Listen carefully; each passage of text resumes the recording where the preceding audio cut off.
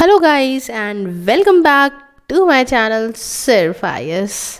साथियों, इन्वायरमेंट के इस 9th एडिशन में बाय शंकर आईएएस आप सभी का बहुत बहुत स्वागत। मैं प्रसन्ना वर्मा आज आपके लिए लेकर आई हूँ इसका चैप्टर नंबर 22 जिसका नाम है इंडिया एंड क्लाइमेट चेंज, और ये है उसका पार्ट 1। चैप्टर बड़ा है तो कई पार्ट्स में करेंगे, बट शुरू करने से पहले चैनल को सब्सक्राइब कर लीजिए, बेल आइकन को ज़रूर प्रेस कर लीजिए ताकि आपको रेगुलर अपडेट्स मिलती रहें। साथियों, जब हम क्लाइमेट चेंज की बात करते हैं तो हम देखते हैं कि ये एक बहुत ही इम्पॉर्टेंट मुद्दा है जिस पे पूरी दुनिया के लोग बात करने से बहुत तेज़ी से भाग रहे हैं। अब हम अपने ही देश की बात करें तो आपके दिमाग में आता होगा कि इतनी बड़ी पॉपुलेशन वाला देश तो बहुत ज़्यादा पोल्यूशन करता होगा हमारे एनवायरनमेंट में, बट ऐसा है नहीं। आप जानते हैं हम सबसे ज़्यादा पॉपुलेटेड कंट्री हैं पूरे विश्व की। हम 17% से ज़्यादा पॉपुलेशन शेयर करते हैं विश्व में, ठीक है, वर्ल्ड की पॉपुलेशन में। बट अगर हम अपने इतिहास से एमिशन देखें तो मात्र 4% एमिशन हमने किया है। इवन आज के टाइम अगर हम देखें तो सिर्फ 5.2% ग्लोबल एमिशन का एज पर कैपिटा एमिशंस, ये करीब थर्ड है हमारे ग्लोबल एवरेज का। तो आप सोचिए क्या ही हम करते हैं। उसमें से भी एनर्जी सेक्टर हमारा, वही एनर्जी प्रोडक्शन में, फ्यूल कंबक्शन वगैरह में सबसे बड़ा कंट्रीब्यूटर है। फिर इंडस्ट्रियल प्रोसेसेस, प्रोडक्ट वगैरह, एग्रीकल्चर, वेस्ट सेक्टर्स, ये सब कुछ कुछ अमाउंट कंट्रीब्यूट करते हैं। आपको मालूम है करीब 12% जो एमिशंस हैं इन्हें तो कार्बन सिंक के माध्यम से ऑफसेट कर दिया गया है। अब कार्बन सिंक क्या होता है ये सब चीज़ें हमने पास्ट चैप्टर्स में बता दिया है, तो इसमें बहुत ज़्यादा लंबा खींचने का कोई मतलब नहीं है। अब देखिए ये सब चीज़ें इंडिया, हम अपना अभी हमें कितने सारे प्रण भी लिए हैं कि हम किस तरीके से 2070 तक क्या करेंगे, 50 तक क्या करेंगे, 30 तक क्या करेंगे, ये सब हमने सब कुछ शेयर भी करा है अपने पुराने चैप्टर में। इंडिया का प्राइमरीली फोकस एडेप्टेशन है, स्पेशल फोकस है फॉर मिटिगेशन। इंडिया ऑलरेडी दिखा चुका है अपने नेशनल प्लान्स को, जो मैं आपको बता रही हूँ। और इंडिया बढ़ावा भी दे रहा है कोलैबोरेटिव रिसर्च को in future low carbon technology में, access to intellectual property rights में, ये एज ग्लोबल पब्लिक गुड्स के तौर पर। तो ये तो कहानी हमने इंडिया की करी। अब यहाँ पे ऑब्जर्व्ड क्लाइमेट और वेदर चेंजेस जो इंडिया के अंदर देखने को मिल रहे हैं उसके बारे में थोड़ी बात बताती हूँ। साथियों, इंडिया का नेशनल कम्युनिकेशन, जिसे हम लोग नाटकॉम कहते हैं, तो UNFCCC, इसने कुछ चेंजेस लेकर आए हैं क्लाइमेट पैरामीटर्स में इंडिया के अंदर। कोई ऐसा लिंक तो देखने को नहीं मिला लिखित तौर पे कि मतलब, हालांकि और वार्मिंग है ये एंथ्रोपोजेनिक क्लाइमेट चेंज की वजह से, हैज़ येट बीन एस्टैब्लिश्ड। अब मुद्दे की बात ये है कि आप जानते हैं ये सारे ह्यूमन सोर्सेज हैं जिनकी वजह से ये जो क्लाइमेट चेंज है या ग्लोबल वार्मिंग है इतनी बढ़ रही है। आइए कुछ चीज़ों को हम समझते हैं। सबसे पहले सरफेस टेम्परेचर को जानते हैं। साथियों, नेशनल लेवल पे अगर इंक्रीज करीब 0.4 डिग्री सेल्सियस का ऑब्जर्व करा गया है in surface air temperature over the past century, और जो ये वार्मिंग है ये जिस हिसाब से बढ़ रही है वो देखने को मिल रहा है कि ये वेस्ट कोस्ट में है, सेंट्रल इंडिया में है, इंटीरियर पेनिनसुला में है, नॉर्थ ईस्टर्न इंडिया में है। हालांकि कूलिंग ट्रेंड जो है ये भी ऑब्जर्व करे गए हैं नॉर्थ वेस्ट इंडिया में और पार्ट्स ऑफ साउथ इंडिया में। भाई हर तरह से मौसम चेंज होता है। कभी आप देखते हैं जब हम वार्मिंग की बात करते हैं तो ज़्यादातर गर्मी पड़ रही है, लेकिन बहुत एक्सट्रीम कभी कभी सर्दी भी पड़ रही है। तो ये सारे ट्रेंड्स में चेंजेस देखने को मिला है भारत के अंदर। दूसरी बात, रेनफॉल की अगर हम बात करें तो जब हमने देखा बारिश होने का ट्रेंड देखा इंडिया के अंदर, हम लोग छोटे थे, आप लोग याद करिए, तो उस टाइम पे क्या था, सेम 4 महीने की गर्मी थी, बहुत से बहुत 5 महीने की, 6 महीने की गर्मी हो जाती थी। उसके बाद बारिश सीधा हम देखते थे कि जो है जुलाई से बारिश हमें देखने को मिल जाती थी। आज के टाइम और हम क्या देखते थे कि नवंबर दिसंबर से सर्दियाँ आने जाती थी जो कि फेब तक रहती थी। आज के टाइम हम देखते हैं कि अब बारिश शुरू हो जाती है मई जून से ही, फिर उल्टा सीधा सब हो रहा है। तो ये वेरिएशंस क्यों हो रहे हैं? हाँ, यही क्लाइमेट चेंज की वजह है। इतना मॉनसून का बढ़ना, अब अतः की बारिश आप देखते हो मुंबई में सब बाढ़ आ जाती है, बैंगलोर में बाढ़ हो जाती है, लेकिन आज के टाइम पे पीने का पानी नहीं है, वाटर क्राइसिस है। तो ये सारी चीज़ों में बदलाव एक क्लाइमेट चेंज को ही दिखाता है ना। हालांकि जो पीने का पानी नहीं है उसकी वजह तो एक कॉन्क्रीट रोड्स, ये सब चीज़ें भी हैं, लेकिन हम एक्सट्रीम बारिश की जो बात कर रहे हैं उसको आप समझिए।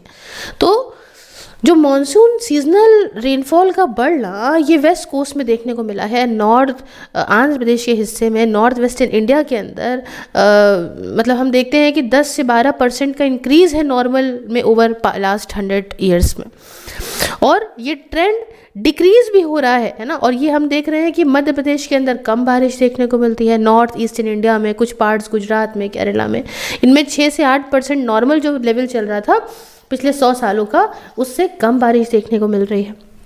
अब एक्सट्रीम वेदर इवेंट्स की बात करें तो इंस्ट्रूमेंट ने रिकॉर्ड करा है कि पिछले 130-140 साल में ऐसा कुछ मतलब कोई लॉन्ग टर्म ट्रेंड देखने को नहीं मिले हैं फ्रीक्वेंसीज में लार्ज स्केल के लेवल पे, मतलब सूखा पड़ रहा हो या बाढ़ आ रही हो, है ना। ट्रेंड हालांकि ये देखने को मिले हैं मल्टी डिकेडल पीरियड्स में ऑफ मोर फ्रीक्वेंट, ज़्यादा ड्रॉट पड़ रहा है, मतलब सूखा पड़ रहा है, उसका सीवियर लेस सीवियर ड्रॉट पड़ रहा है, तो ये हम देखते हैं। और ओवरऑल हम ये देख रहे हैं कि ये रेट बढ़ता चला जा रहा है, हर साल 0.11% से। वाइल जो स्टेट्स हैं वेस्ट बंगाल जैसी, गुजरात जैसी, इन्होंने तो देखा ये ट्रेंड और बढ़ता ही चला जा रहा है ना। एक डिक्लाइन देखने को मिला है ये उड़ीसा के अंदर, तो ये कुछ बदलाव हैं। अच्छा, तीसरी बात, rise in the sea level. देखिए रिकॉर्ड जो है कोस्टल टाइड गॉजेस के अंदर north Indian Ocean for more than 40 years, ये रिपोर्ट दिखाती हैं कि सी लेवल में इंक्रीज है। अब देखो सी लेवल ये रेट कंसिस्टेंट है 1 से 2 mm पर ईयर, तो आप इसका सीधा सीधा एक चीज समझ लीजिए ना कि ग्लेशियर गर्म हुए, ग्लेशियर गर्म हो के बह के पानी और बढ़ा, पानी और बढ़ा और बढ़ा, तो पानी सब कुछ नदियों से हुआ, इधर होके कहाँ पहुँचा समुद्र में ना, तो समुद्र का स्तर बढ़ेगा। और इससे दिक्कत क्या है, जो आइलैंड है जिन्होंने इतना कोई पोल्यूशन ना क्लाइमेट चेंज में कंट्रीब्यूशन ही नहीं दिया, वो सब जाएंगे डूब। हाँ, तो सी लेवल में राइज देखने को मिल रहा है। और हिमालय के ग्लेशियर, यही ही वजह है ना इसकी, तो हिमालय के ग्लेशियर पे ये इम्पैक्ट है। आप जानते हैं कि ग्लेशियर सबसे बड़ा सोर्स होता है स्नो का और आइस का, और ये पानी, साफ पानी का सोर्स है पेरिनियल रिवर। समझते हैं कि भैया जो साल भर रिवर बहती है, और वो कैसे बहती है, वो ग्लेशियर पिघल पिघल के पानी उसमें आता है। इंडस रिवर है, गंगा है, ब्रह्मपुत्र है, सब ऐसे ही रिवर्स हैं, तो इनमें पानी कहाँ से आएगा तो यहीं से ना। और ग्लेशियर इतनी तेज़ी में मस्त तरीके से मेल्ट हो रहे हैं कि आप पुराने चैप्टर में इनकी वजह भी समझेंगे, मैंने बताई। डेटा दिखा रहा है कि अभी कुछ सालों में 35-35 तक समझ लीजिए कि सब खत्म हो जाएगा। पानी कहाँ से पिया जाएगा, इस बारे में हम और आप बात नहीं करते, इसको इग्नोर कर देते हैं। तो ये कुछ क्लाइमेट चेंज ऑब्जर्व करा गया है। आइए आगे लेके चलते हैं, आपको करंट एक्शंस के बारे में बताते हैं फॉर अडॉप्टेशन एंड मिटिगेशन। अब बात ऐसी भी तो है ना कि हाथ पे हाथ रख के बैठे तो है नहीं, कुछ तो सरकार ने इसके लिए किया होगा ना। आइए समझाते हैं साथियों। अडैप्टेशन, अगर हम क्लाइमेट चेंज के कॉन्टेक्स्ट में बात करें तो इसके अंदर हम ये बात करते हैं कुछ ऐसे कदम, कुछ ऐसे मेजर्स जो लिए जाएं जिनसे जितना एडवर्स इम्पैक्ट पड़ रहा है क्लाइमेट चेंज का वो कम हो जाए। अब कैसे हैं, क्या चीज़ें हैं? एग्जाम्पल, रिलोकेट करना उन कम्युनिटीज़ को जो सी शोर के पास रह रही हैं, उन लोगों को उठाओ कहीं और लेके चले जाओ ताकि अगर कुछ मुसीबत आए तो वो लोग बच जाएं। उसके बाद ऐसे क्रॉप्स की तरफ बढ़ना जो हायर टेम्परेचर में जीवित रह सकें, क्योंकि टेम्परेचर बढ़ेगा तो फसल खराब हो जाएगी ना, तो ऐसी फसल लगाओ जो हायर टेम्परेचर को टॉलरेट कर सके। अब मिटिगेशन की जो मैंने बात करी, इसका क्या मतलब होता है? मिटिगेशन का मतलब सीधा सीधा कि हम यहाँ पे ऐसे कदम उठाएं जिससे यहाँ एमिशंस जो ग्रीन हाउस गैसेस के हैं उसे कम से कम कर सके, जिनकी वजह से क्लाइमेट चेंज होता है।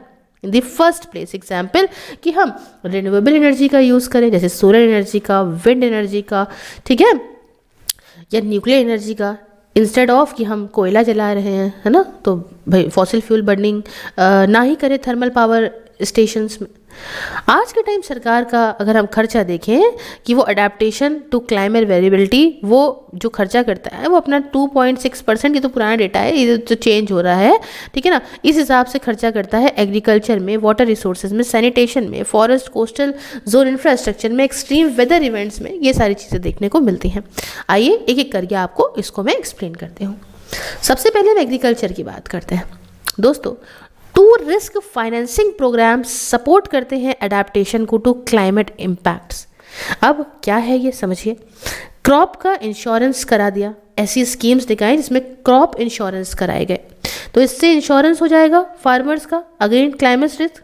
भाई क्लाइमेट की वजह से कोई भी समस्या आए तो कम से कम फार्मर का पैसा नहीं जाएगा ना, वो जान नहीं देगा अपनी, पैसा उसको मिलेगा उसके इंश्योरेंस के माध्यम से। इसके अलावा क्रेडिट सपोर्ट मैकेनिज्म की वजह से क्या होता है कि क्रेडिट लाइन फार्मर्स को और मिल गई। देखिए बीज लेने के लिए, फर्टिलाइज़र लेने के लिए, कुछ भी सामान के लिए, ट्रैक्टर टुक्टर के लिए, जो भी चीज़ें हैं, छोटा बहुत वर्किंग कैपिटल के तौर पे फार्मर को पैसे की ज़रूरत होती है, तो उसको एक उधारी क्रेडिट लाइन दे दी गई, जिसके माध्यम से उसने क्या करा कि उसने उसे अवेल करा। स्पेशली क्रॉप फेलियर हो गया क्लाइमेट वेरिएबिलिटी टाइम, तब तो और दे दी कि अब उसके पास पैसा है ही नहीं अगली फसल लगाने के लिए, तो वो उससे पैसा निकाल के अगली फसल को लगा ले। ठीक, एग्रीकल्चर में समझे। फिर इसमें समझिए क्रॉप इम्प्रूवमेंट।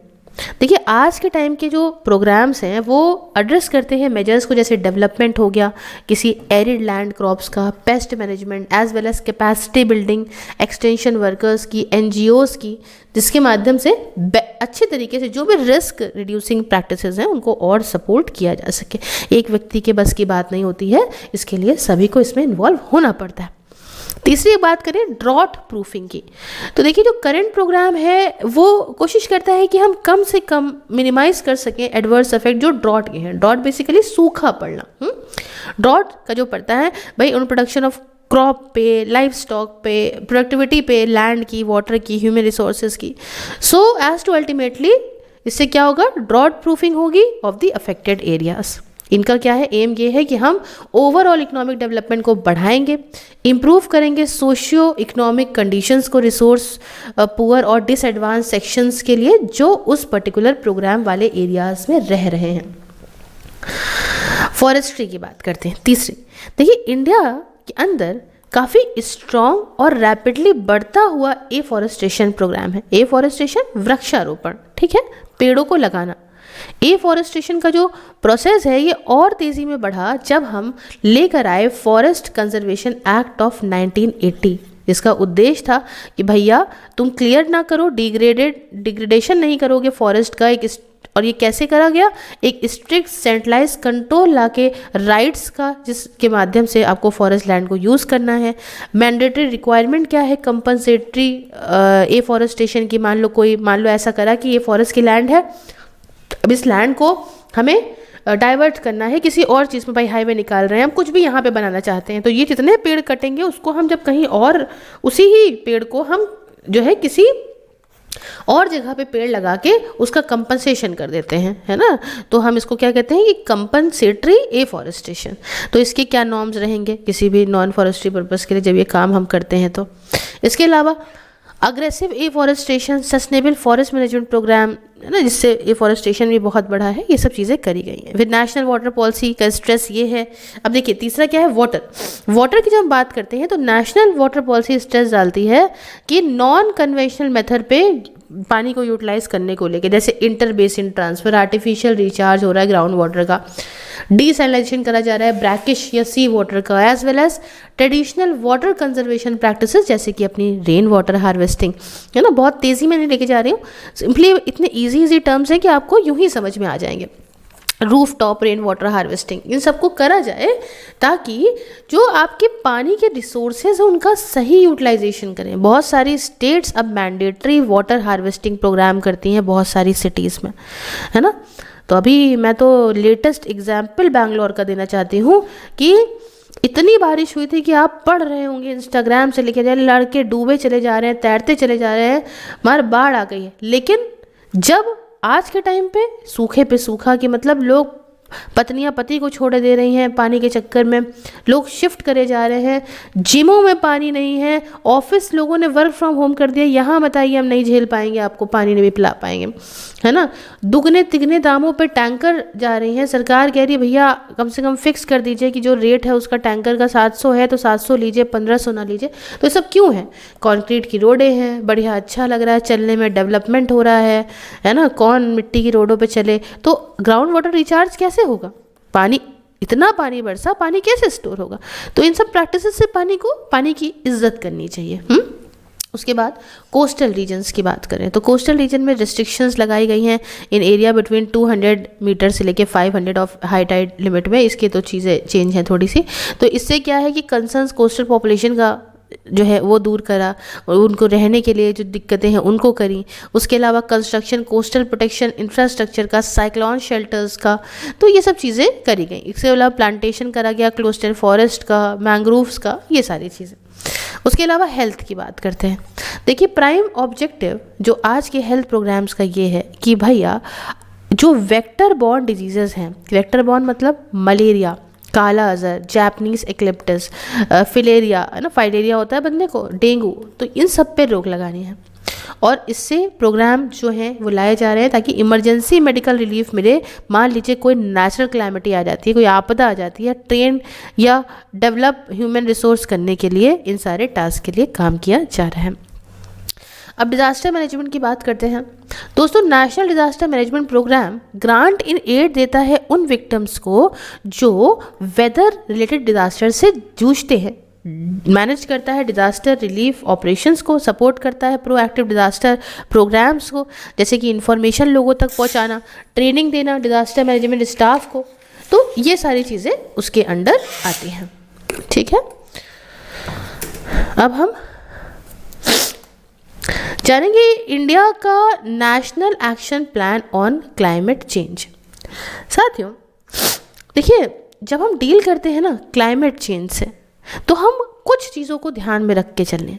देखिए क्लाइमेट जो नेशनल एक्शन प्लान है ना, वो यही करता है कि हम डेवलपमेंट करें नई नई टेक्नोलॉजीज़ का, इम्प्लीमेंट करें इस प्लान को एक सही इंस्टीट्यूशन मैकेनिज्म के माध्यम से, जो मैकेनिज्म सूट करे, जिसके माध्यम से हम इंडिविजुअल मिशन ऑब्जेक्टिव्स को प्रॉपर वहाँ तक चीज़ें पहुँचा सकें। जैसे आप कैसे कर सकते हो, इसमें पब्लिक प्राइवेट पार्टनरशिप का काम हो सकता है, सिविल सोसाइटी एक्शंस हो सकते हैं। ठीक है, और फोकस ये होगा कि हमें क्लाइमेट चेंज को समझना है, उसे प्रमोट करना है, अडाप्ट करना है, मिटिगेट करना है, एनर्जी एफिशिएंसी को, नेचुरल रिसोर्सेज कंजर्वेशन को। अब यहाँ पे 8 नेशनल मिशंस हैं जो फॉर्म करते हैं कोर नेशनल एक्शन प्लान का, है ना, जिसमें लंबे वक्त तक कई चीज़ें से आप इसको पा सकते हो। लॉन्ग टर्म इंटीग्रेटेड स्ट्रैटेजीज रहेंगी जिसके माध्यम से आप अपने उद्देश्य को यहाँ पे पा पाओगे। ठीक है, अब इसके अंदर आता है नेशनल सोलर मिशन। आइए समझाते हैं क्या है। साथियों नेशनल सोलर मिशन ये एक मेजर इनिशिएटिव है सरकार का और राज्य की सरकारों का, जिससे हम इकोलॉजिकली सस्टेनेबल ग्रोथ को बढ़ावा देंगे वाइल इंडिया की एनर्जी सिक्योरिटी चैलेंज को प्रॉपर एड्रेस करेंगे। ऑब्जेक्टिव्स क्या है? उद्देश्य ये है कि हम इंडिया को एक ग्लोबल लीडर बनाएंगे सोलर एनर्जी में। कैसे? कुछ पॉलिसी कंडीशंस को बना के उसके, ताकि देश के अंदर प्रॉपर चीज़ें पहुँचे एज सून एज पॉसिबल। इस मिशन को 3 फेज अप्रोच में अडॉप्ट करा जाएगा।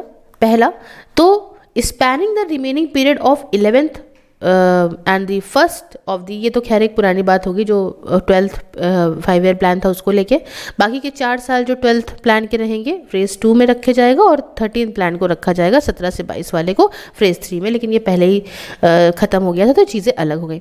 अच्छा, इनमें इन्होंने कहा गया था कि हम हर प्लान के एंड में एक, और मिड टर्म में ड्यूरिंग द 12th और 13th प्लान, उन्होंने ये उस समय कहा था, तो हम क्या करेंगे कि इवैल्यूएशन करेंगे, प्रोग्रेस का रिव्यू करेंगे, क्या कैपेसिटी, क्या टारगेट रहे। अच्छा खैर छोड़िए, ये बहुत लंबा चीज़ हम आपको इसमें नहीं बताएंगे। मिशन के टारगेट हम आपको समझा देते हैं, क्योंकि जो इंपॉर्टेंट चीज़ है उसको आप समझिए। टारगेट ये था कि हम इनेबल करेंगे पॉलिसी फ्रेमवर्क को जिसमें हम 100 मेगावाट सोलर पावर को 2022 तक डिप्लॉय करेंगे। सेंटर ने रिवाइज करा था इस टारगेट को इस नेशनल सोलर मिशन के तहत 20,000 मेगावाट से बाय 2021-22, अब इसे बढ़ाया था 1 लाख मेगावाट और एक क्वांटम जंप लिया था इन्होंने। टारगेट में ये था कि भैया हम इसमें 40 मेगावाट रूफटॉप और 60 मेगावाट जो है वो लार्ज और medium scale grid connected solar power project से पाएंगे। ठीक है, तो मुद्दे की बात यही जो है वो इम्पॉर्टेंट है। नेक्स्ट आई बात national mission for enhanced energy efficiency, जिसे हम कहते हैं NMEEE। साथियों इसमें मार्केट को, इससे ये देख रही थी कि हम मार्केट को और मजबूत बनाएंगे फॉर एनर्जी एफिशिएंसी। कैसे? एक कंड्यूसिव रेगुलेटरी और पॉलिसी डिज़ाइन बनाकर। अब ये जो NMEEE है, इसमें ये था कि हम इनोवेटिव और सस्टेनेबल बिजनेस मॉडल्स को और बढ़ाएंगे, ठीक है, एनर्जी एफिशिएंसी सेक्टर के लिए। इसे हम एक ऐसी मार्केट बनाएंगे जो एनर्जी एफिशिएंसी के लिए हो पूरे देश के अंदर, जो पूरे देश को, कंज्यूमर्स को काफ़ी बेनिफिट देगी।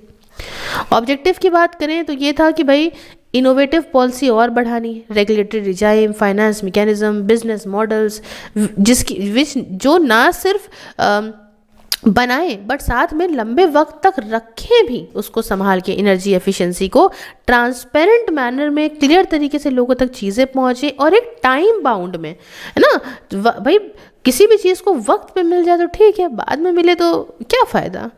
अच्छा, इसके गोल्स क्या थे? उद्देश्य ये थे कि मार्केट बेस्ड अप्रोचेस रहेगी जिससे हम एनर्जी एफिशिएंसी को और अनलॉक करेंगे करीब 74,000 करोड़ तक की। 2014-15 तक तो ये था कि हम फ्यूल सेव कर लेंगे करीब 23 मिलियन टन का। Cumulative avoided electricity capacity addition 19,000 megawatt तक करेंगे। उसके अलावा ये था कि भाई हम 98 मिलियन टन पर ईयर से कार्बन डाइऑक्साइड जो है उसका एमिशन रोकने की कोशिश करेंगे। 4 नए इनिशिएटिव जिससे एनर्जी एफिशिएंसी बढ़ेगी कि हम perform achieve trade market transformation for energy efficiency financing platform. तो और चौथा कि framework for energy efficient economic development. इतनी जल्दी इसलिए मैं बता रही हूँ क्योंकि काफ़ी पुराने स्कीम्स हैं, इनका अपडेशन, इनकी चीज़ें सब हम करंट अफेयर्स में करते रहते हैं। तो बेस आप इसको समझ लीजिए, बहुत डेटा, बस आपको उसकी नॉलेज होनी चाहिए सही से। नेक्स्ट आता है हमारा national mission on sustainable habitat.